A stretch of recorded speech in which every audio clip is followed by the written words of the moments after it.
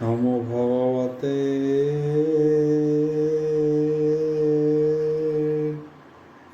বাসুদেবায়।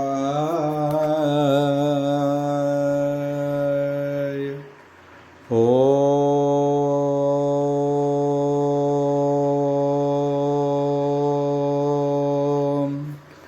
নমো ভগবতে বাসুদেবায়। ওম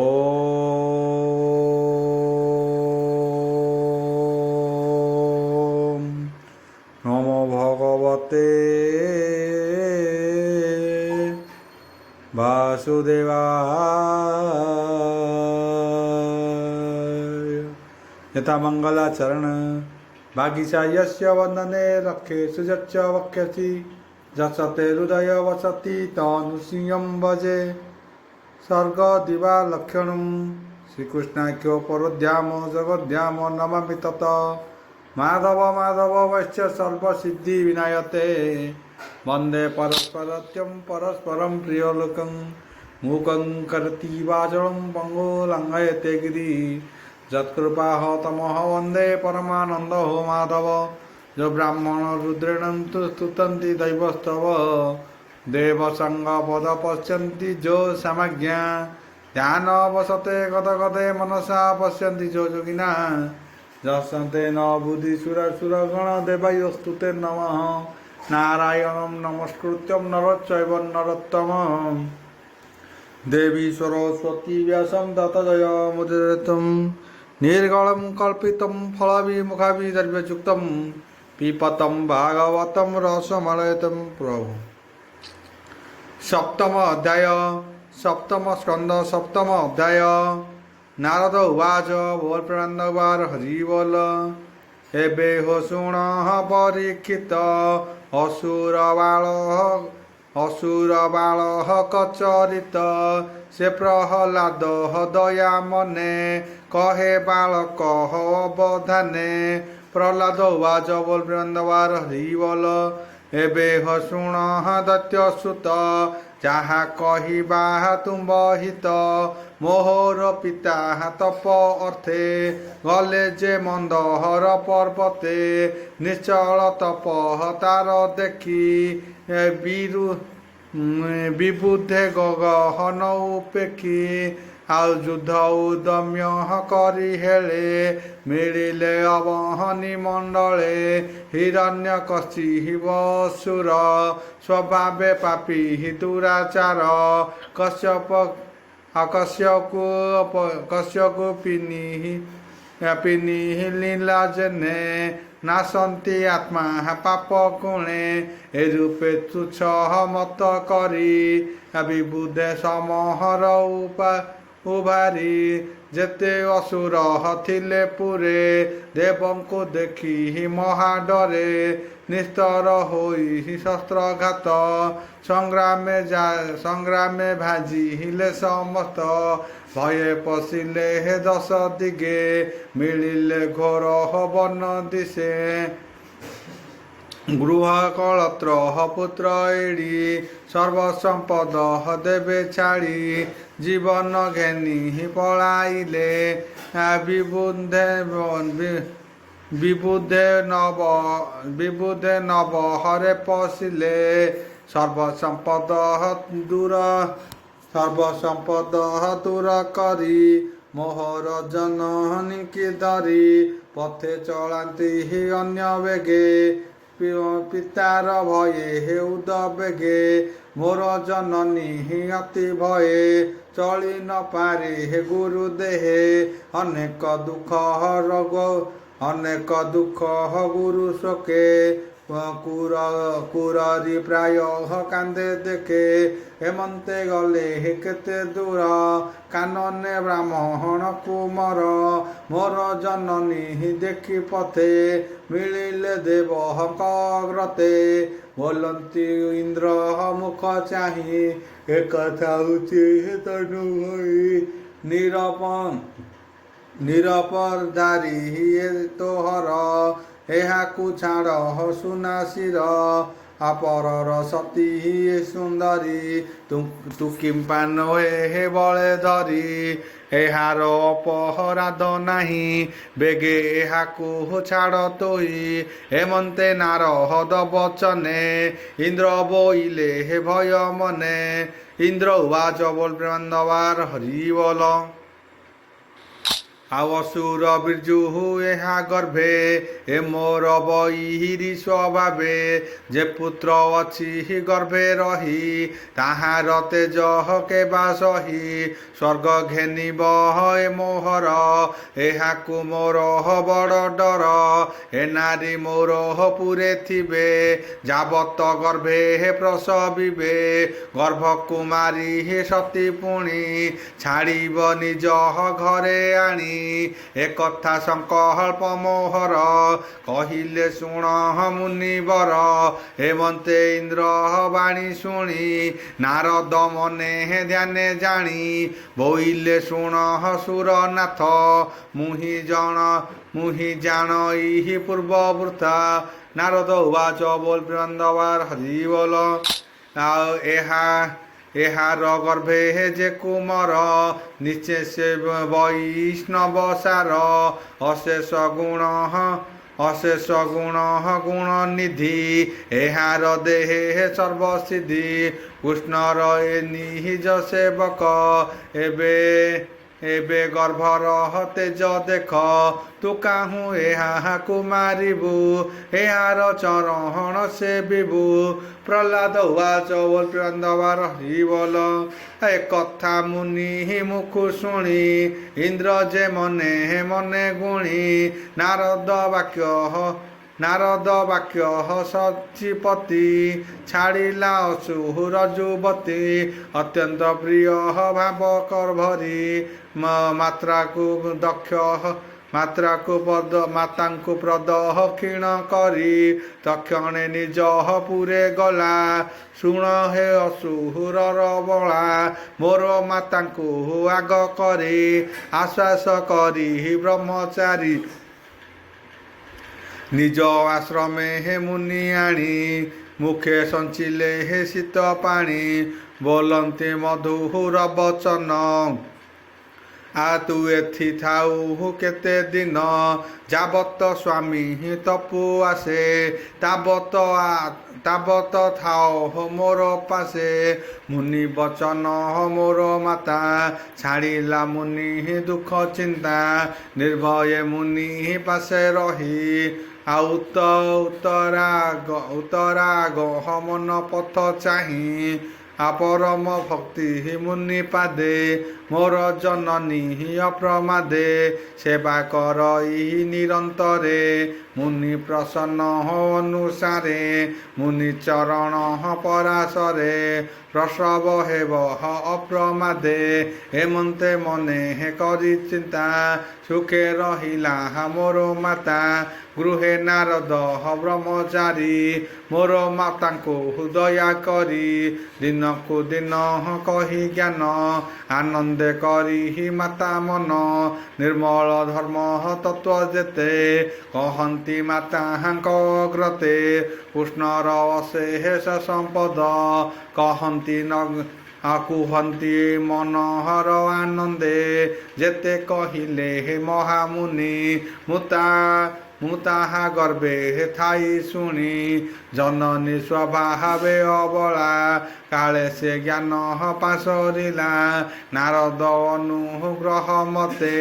ଜ୍ଞାନେ ରହିଲା ମୋର ଚିତେ ମୋର ବଚନେ ସଦା କର ଏ ଜ୍ଞାନ ହୋଇବ ତୁମ୍ଭର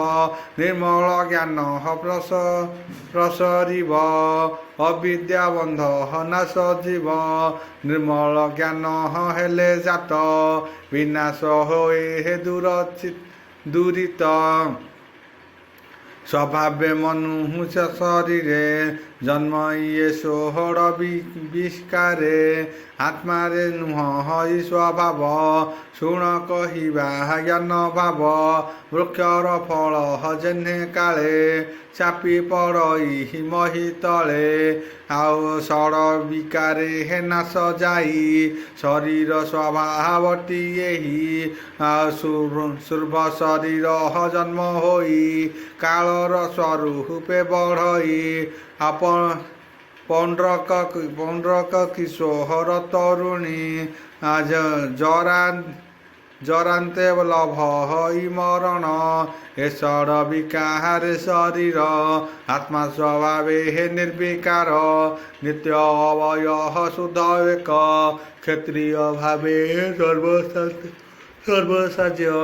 ସର୍ବ ଆଶ୍ରମୟ ସର୍ବପାଦ୍ୟ ନିଷ୍କ୍ରିୟ ଅନାବୃତ୍ତି ରୂପ ଅସଙ୍ଗ ହେତୁ ବଦ ନୋହେ ସ୍ୱପ୍ନେ ଜାଗ୍ରତ ଯେନେ ଦେହେ ବୁଦ୍ଧିର ଧର୍ମ ପ୍ରସାରଇ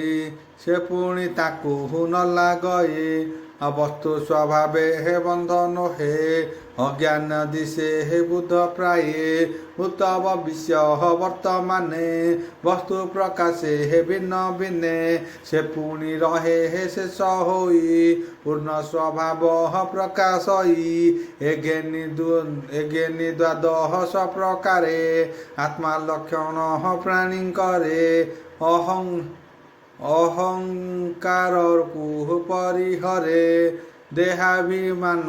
ଦୂର କରେ ଆତ୍ମା ଯୋଗରେ ହେ କରେ ଧ୍ୟାନ ଏ ଦେହେ ଲଭେ ହେ ବ୍ରହ୍ମ ଜ୍ଞାନ ମୋହି ମୋହର ବୋଲେ ଯେତେ ମିଥ୍ୟା ସ୍ୱଭାବ ହଏ ଜଗତେ ଦେହାଦି ଉପାଧି ବିଶେଷେ ମୋହରୁ ଜାତ ତେଜ ଅଂଶେ ମୂଢ଼ ସ୍ୱଭାବ ବେଗେ ଜାତ ମୁକୁନ୍ଦ ପଦ୍ମ ପାଦେ ଭଜ ସୁବର୍ଣ୍ଣକାର ଯେହ୍ନେ ଜଳେ ପାଷାଣୁ ସୁବର୍ଣ୍ଣ ଧୋଇଲେ ଘେନଇ ଅତି ଯତ୍ନ କରି ସେହି ସ୍ୱଭାବେ ହେ ବ୍ରହ୍ମଚାରୀ କ୍ଷେତ୍ରଜ୍ଞ କ୍ଷେତ୍ର ହୃଦରେ ଆତ୍ମାକୁ ଲଭେ ହେ ଅଭ୍ୟନ୍ତରେ ଅଷ୍ଟ ପ୍ରକୃତି ତିନି ଗୁଣେ ଷୋଡ଼ଶ ବିକାର ଲକ୍ଷଣେ ଏତେ ପ୍ରକାରେ ହେ ଭିନ୍ନ ଆତ୍ମା ଏ ଭାବେ ବିଚାରେ ମହାତ୍ମା ଏତେ ପ୍ରକାରେ ହେ ଦେହ ଜାତ ସ୍ଥାବର ଜଙ୍ଗ ହମେ ବିଦିତ ଏ ଭାବେ ଯେ ଜହନ ବିଚାରେ ମାୟା ସମୂହ ପରିହରେ ଯିବେ ଅଜ୍ଞାନ ବ୍ୟତରେକେ ଜ୍ଞାନ ସଞ୍ଚରି ଏକ ଏକେ ସୃଷ୍ଟି ସ୍ଥିତ ଯେ ହେ ପ୍ରଳୟର କାରଣ ବୁଝୁ ହେତୁ କର ଆଉ ସୁତୃପ୍ତ ସ୍ନେହ ସ୍ୱପ୍ନ ଜାଗରଣେ ବୁଦ୍ଧିର ଏତିହିନି ଲକ୍ଷଣେ ଯେତହୁ ଅନୁଭବ ହୋଏ ଅଧ୍ୟକ୍ଷ ପୁରୁଷର ଦେହେ ଆତ୍ମା ଏ ନୀତି ଗୁଣ ଦେହେ ପବନେ ଗନ୍ଧ ପ୍ରାୟ ରହେ ଏ ତିନି ଗୁଣ ନିବନ୍ଧନେ ସଂସାର ମାୟା ଅନୁମାନେ ଅଜ୍ଞାନ ମୂଳ ହଏ ଅନର୍ଥ ସ୍ୱପ୍ନ ଯେ ସନେ ହେ ନିଦ୍ରାଗତ ଆତ୍ମାର ସ୍ୱପ୍ନ ହଏ ଜଗତ ଯେଣୁ ଏ ତ୍ରିଗୁଣ ନିବିତ୍ର ତ୍ରିଗୁଣ ଆତ୍ମା କର୍ମ ଜୀବ ଅଙ୍କୁରି ସମସ୍ତ ପୂଜେ ଏ ଜୀବ ଅନହଳ ସଂଯୋଗେ ଦହଇ କରେ ହେ ଯୋଗ ମାର୍ଗେ ଅନ୍ୟର୍ଥା ସହସ୍ର ଉପାয়ে কে সাধি পারিব এ দেহে যে ভাবে কৃষ্ণ হয়ে রত ভক্তি লক্ষণে হে তার চিন্ত ভক্তি লক্ষণে হে গুরু সেবে কৃষ্ণে সমর্পি সর্বলাভ সঙ্গ করিব সাধু জন এণে ঈশ্বর আরাধন সে কৃষ্ণ কথা হার শ্রবণ শ্রদ্ধা করি ଶ୍ରଦ୍ଧା କରିବ ଅନୁକ୍ଷଣ କୃଷ୍ଣରେ ଯେତେ ହେ ନାମ ଗୁଣ କରିବ ସର୍ବହଣ କୀର୍ତ୍ତନ ପଦାରବିନ୍ଦ ଧ୍ୟାନ ବଳେ ବଞ୍ଚିବ ବୈଷ୍ଣବ ମେଳେ ବିଷ୍ଣୁ ଭକତ ଅଙ୍ଗ ପାଦେ ସେବି ଭାବେ ବିହଳେ ହେ ବିଷ୍ଣୁ ଭାବି ସକଳ ଭୂତେ ହେ ଭଗବାନ ଅଛନ୍ତି ବୋଲି ଜାଣି ପୁଣ ମନ ନିର୍ମଳେ ହେ ପ୍ରାଣୀ ସେବେ ଭାବକୁ ସଙ୍ଗେ ହେ କରେ ଭାବେ ଏ ଭକ୍ତି ଯୋଗ ବଳେ ପ୍ରାଣୀ ଐରି ଷଡ଼ହ ବର୍ଷ ଜାଣି କୃଷ୍ଣ ବିଷୟେ ହେ ଲଭେ ରତି ଏ ଭାବେ ସଂସାରୁ ତରନ୍ତି ଏବେ ଅସୁର ପୁତ୍ର ଶୁଣ ଯେଣେ ଜୀବର ପରିତ୍ରାଣ କୃଷ୍ଣର ଯେତେ ହେ ପ୍ରିୟ କର୍ମ ଯେବା ଅଧିକ ଗୁଣ ଗ୍ରାମ ଲୀଳା ଶରୀରେ ହେ ଯେତେ କଲା ଅନନ୍ତ ବୀର୍ଯ୍ୟ ଗୁଣ ଖେଳା ସେ କଥା ଶୁଣି କର୍ଣ୍ଣ ଦ୍ୱାରେ ପୁଲକ ଯାହାର ଶରୀରେ ଆନନ୍ଦେ ଅଶ୍ରୁ ଜଳ ବହେ କଣ୍ଠ ଗଦଗଦେ ହେ ବାଣୀ ବହେ ବାଣୀ କହେ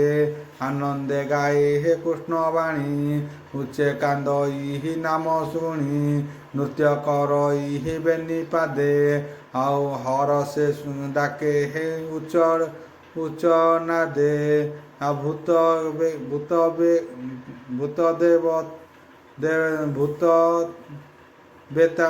ବେତାଳେ ହେ ଗ୍ରହ ଗଣେ ଲାଗିଲେ ଭୋଳ ହୁଅନ୍ତି ଯେନେ ଆଉ ଉନ୍ମତ୍ତ ହୋଇ ଭାବ ବୋଳେ ହୁଙ୍କାର ନାଦେ ହେ କୃଷ୍ଣ ବୋଳେ ଜନଙ୍କୁ କୃଷ୍ଣ ପ୍ରାୟ ମଣେ ନମଇ ତାହାର ଚରଣେ ତୁଣ୍ଡେ ବୋଲଇ ରାମ ହରି ହେ ଜଗନ୍ନାଥ ଦଇତାରି ହେ ନାରାୟଣ ଯଦୁପତି ଭବସାଗରୁ କର ଗତି ହୃଦେ ଗୋବିନ୍ଦ ନାମ ଚିନ୍ତି ନିର୍ଲଜ ପ୍ରାୟ ବହେ ମତି ଏମନ୍ତ ଭାବେ ହେ ଯେତେବେଳେ ଭଜଇ କୃଷ୍ଣ ପାଦ ମୂଳେ ଅଶେଷ କର୍ମ ବନ୍ଧ ପାଶେ ତକ୍ଷଣେ ହୋଏ ହେ ସେ ହୁନାସେ କୃଷ୍ଣ ଚରଣେ ହେ ଭାବ କରେ ଅଶେଷ ବନ୍ଧ ହନୁ ନିସ୍ତରେ କୃଷ୍ଣ ଭାବନେ ହେ ହୋଏ ସୁଧି ଚେତନା ଅହଙ୍କାର ବୁଦ୍ଧି ହେମନ୍ତ ବାକ୍ୟ ଅଭ୍ୟନ୍ତରେ ନିର୍ମଳ ପ୍ରକାଶ ଶରୀରେ କର୍ମ ବାସନା ଜୀବ ଜଳେ କର୍ମ ବାସନା ଜୀବ ବଳେ ଜୀବ ସଞ୍ଚରେ ହେ ଶୟଳେ କୃଷ୍ଣ ଭକତି ଯୋଗ ବଳେ ପ୍ରକାଶ ପ୍ରଳୟ ନଳେ ସେ ଅଗ୍ନି ତେଜ କର୍ମ ଜୀବ ତକ୍ଷଣେ ହୁଅ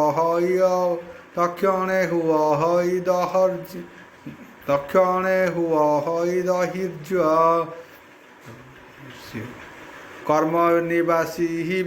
কর্ম নিবাসে হে জীবতরে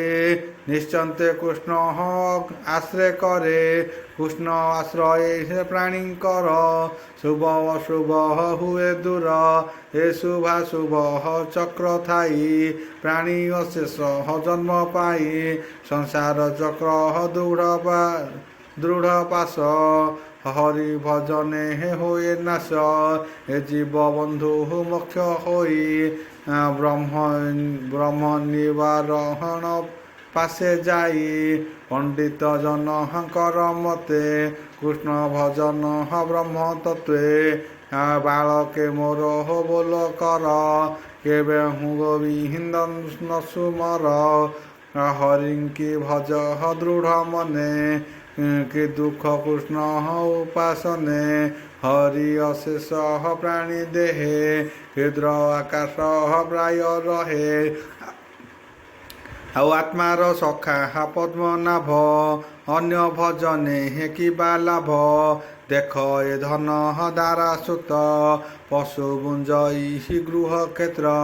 ନାନା ସମ୍ପଦ ଅର୍ଥ କାମ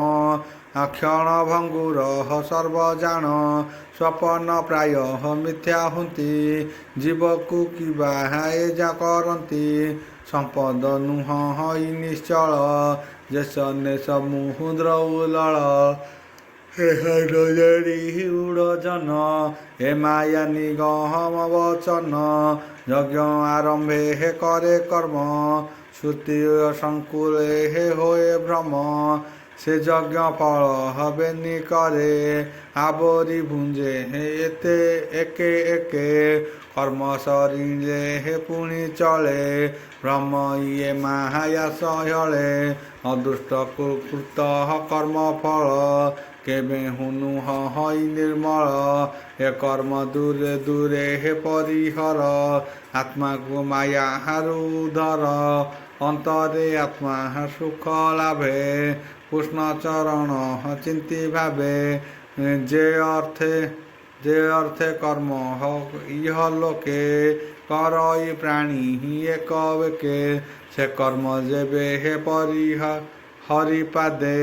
ଅର୍ପଇ ନାହିଁ ସେ ଆନନ୍ଦେ। ନିମିଷେ ହରିଙ୍କୁ ନ ଭାବେ, ସେ ବିପରୀତ ଫଳ ଲଭେ। ଦୁଃଖେ ବିନାଶେ ହେ ସୁଖ ଅର୍ଥେ, ପ୍ରାଣୀ ଭ୍ରମନ୍ତି ଏ ଜଗତେ। ଆପଦ ଦୁଃଖ ଭୁଞ୍ଜେ ନିତ୍ୟ, ସୁଖ ନ ମିଳେ ହେ କଦାଚିତ। ଅଶେଷ କାମ ଭୋଳ ଅର୍ଥେ, କର୍ମ କରଇ ପ୍ରାଣୀ ନିତ୍ୟେ। ସେ ଫଳ ପର ଲୋକ ପାଇ, ମିଳଇ ଅବା ନ ମିଳଇ। ଯେ ଦେହ ପାଇଁ କର୍ମମାନ, କରଇ ତାକୁ ଭଣି ଶ୍ୱାନ। ଏ ଦ୍ୱାରା ସୁତ ଗୃହ ଧନ, ରାଜ୍ୟ ଭଣ୍ଡାର ଭୃତ୍ୟ ଜନ। ମମତା ବୃହୁତେ ଥାନ୍ତି, ଦିଶନ୍ତି ପୁଣି ନ ଦିଶନ୍ତି। ଇନ୍ଦ୍ରିୟ ପ୍ରାୟ ଦେହ ତୁଲେ, ସର୍ବେ ନାଶନ୍ତି ହେ ଅନ୍ତକାଳେ। ଅନର୍ଥ ଅର୍ଥ ପ୍ରାୟ ମଣି, ମାୟା ସଂଗ୍ରହେ ହେ ସର୍ବପ୍ରାଣୀ। ଏ ନିତ୍ୟ ଆନନ୍ଦ ସାଗରେ, ଚିତ୍ତ ମର୍ଯାଇ ନିରନ୍ତରେ। ଦେହେ ଧାରଣେ ଏତେ ଲାଭ, ଅସୁରମତି ଛାଡ଼ି ଭାବ। ଦେଖ ଏ ଶରୀର ଧାରଣ, ଜନ୍ମ ହିଁ ଯାବଃ ତମରଣ। ଏ ମଧ୍ୟ ଅଶେଷ ଉପାଏ, ଜୀବର କ୍ଲେଶ ମାତ୍ର ହୋଏ। କର୍ମ ସଂଯୋଗେ ହେ ଦେହ ବହି, ନିରତେ କର୍ମ ହିଁ ସଞ୍ଚରଇ। ଜନ୍ମ ମରଣ କର୍ମ ଫଳ, ଭୁଞ୍ଜଇ ବିବେକ ବଳ। ଏ ଘେନି ଧର୍ମ ଅର୍ଥ କାମେ, ଏ ତିନି ଜୀବହର ଯେ ଭ୍ରମେ। ଏଣୁ ଭ୍ରମଇ ନିରନ୍ତରେ, କ୍ଷଣେ ନ ରହେ ସୁଖ ଘରେ। ଏଣୁ ସଂଶୟ ଦୂର କରି, ଅନ୍ତରେ ଭଜ ନର ହରି। ଆତ୍ମାର ପ୍ରିୟ ଯେଈଶ୍ୱର, ଚିତ୍ତ ନିର୍ମଳ ଆଶ୍ରୟ କର। ଏ ସୂକ୍ଷ୍ମ ଭୂତ ମହାଭୂତେ, ଜନ୍ମ କରାଇ ସ୍ୱୟଂଭୂତେ। ସଂଯୋଗେ ଶରୀର ପ୍ରକାଶେ, କର୍ମ ସରିଲେ ପ୍ରାଣୀ ନଶେ। ଦେବ ଅସୁର ନର ଯେବେ, ଯକ୍ଷ ଗନ୍ଧର୍ବ ଭକ୍ତି ଭାବେ। ବିପ୍ର ଦେବତା ଋଷି ହୋଇ, ଯେବେ କୃଷ୍ଣଙ୍କୁ ନ ଭଜଇ। ଅନେକ ବିଦ୍ୟା ବାଦ୍ୟ କରେ, ସୁବୁଦ୍ଧି କର୍ମେ ଦିନ ହରେ। ଅନେକ ଦାନ ତପସାଦି, ଅଷ୍ଟାଙ୍ଗ ଯୋଗ କର୍ମ ବିଧି। ଯଜ୍ଞ ଶୌଚ ବ୍ରତ ଯେତେ, ନାନା ଉପାୟ ଏ ଜଗତେ। ଅଜ୍ଞାନ ବିଡ଼ମ୍ବନ ଏହି, ଏଣେ ଗୋବିନ୍ଦଙ୍କୁ ନ ପାଇ। ଯେବେ ଜନ୍ମଇ ଅନ୍ତର୍ଗତେ, ନିର୍ମଳ ଭକ୍ତି ଅବିରତେ। ତେବେ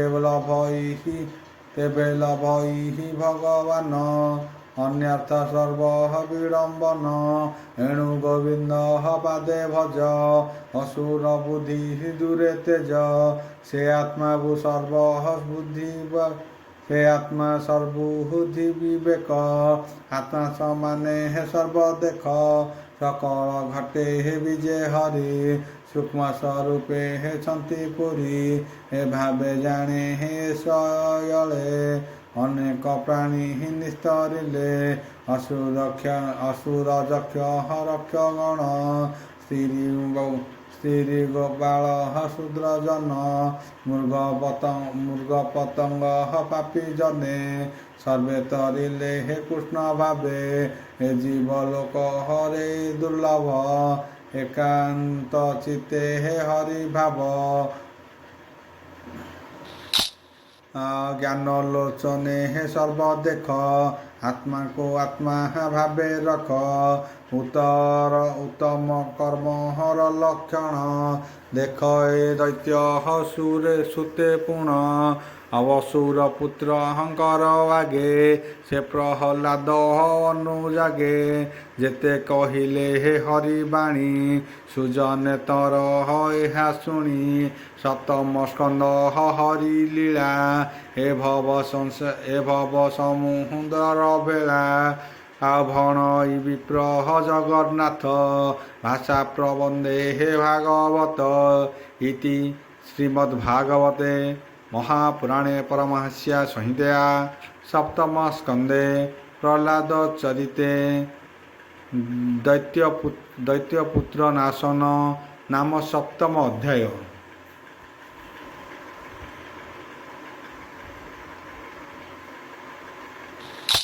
अष्टम अध्याय सप्तम स्कंद अष्टम अध्याय नारद उवाच बोल ब्रह्मांडवार हरि बोल हेमंते प्रहलाद वाणी बालके सावधाने शुणी बालंती पुणी मने मने निंदन्ति गुरुଙ୍କୁ वचने एणे आरंभ कार्य नाही हेमंते भावी सर्व जाई गुरुଙ୍କ आगे हे जणाइले संक्षेपे सकहल कहिले शिष्यଙ୍କ वाक्य शुणी गुरु मने पाइले हे चिंता करू एकांते बुद्धि ही तोहर अन्य लक्षण हो गोचर संजोमे जुक्ते हे आबोरिला बालक बुद्धि ही नाश गला ओम मुर्वस्वः तस्य विद्रुवरेण्यं भर्गदेवस्य धीमहि धियो न प्रचोदयात् नारायणं नमस्कृत्यं नरं चैव नरोत्तमं देवी सरस्वती व्यासं तत जय मुदीरदं बोल ब्रह्मण्डवार हरि बोल।